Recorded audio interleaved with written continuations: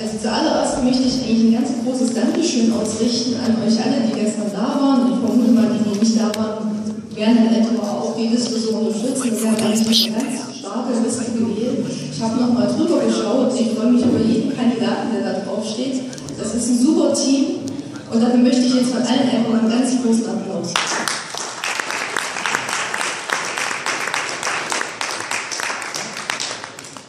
Ja, und das liegt nicht daran, dass ich jetzt da auf Nummer 1 gewählt wurde. Das finde ich natürlich ganz toll. Das ist Vertrauen. Also ich war sprachlos gestern. Ihr habt es vielleicht gelesen auf Twitter. Also ich habe meine Worte wiedergefunden.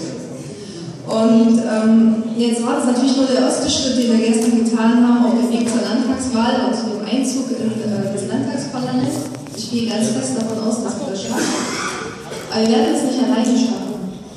Wir brauchen euch alle dafür. Nicht nur die 13 Kandidaten, die jetzt da auf der Liste stehen, sondern jeder einzelne Pirat in diesem Landesverband muss sich jetzt ins Zeug legen, uns allen zu helfen, da einzuziehen. Weil die Kandidaten, die da einziehen, die werden für euch dort die Politik machen und für den Bürger die Politik machen. Das heißt aber jetzt müssen wir in die Kommunalparlamente, weil das ist die Basis dafür, dann später auch einzuziehen.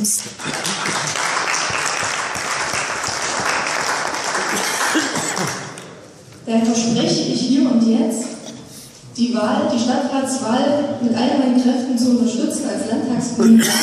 Und ich erwarte das von allen anderen Kandidaten auf der Liste genauso.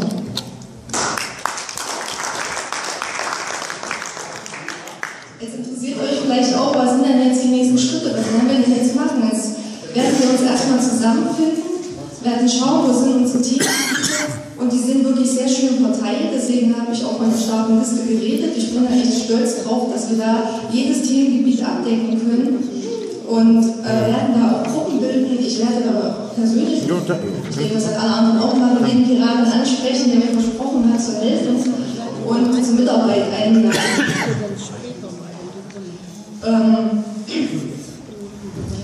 Ich habe noch eine weitere Idee und auch dafür brauche ich eure Hilfe.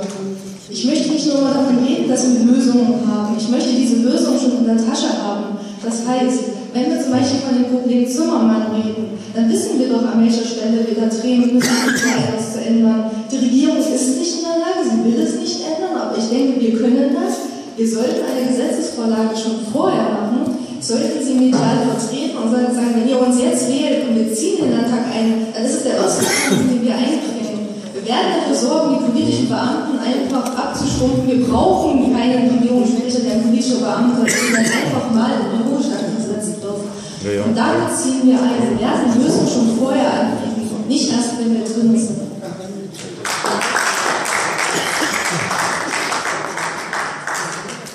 Und nochmal als Schlussstrich. Fühlt euch alle angesprochen. Die Listenkandidaten sind keine Einzelkämpfer. Die können nur zusammen eins.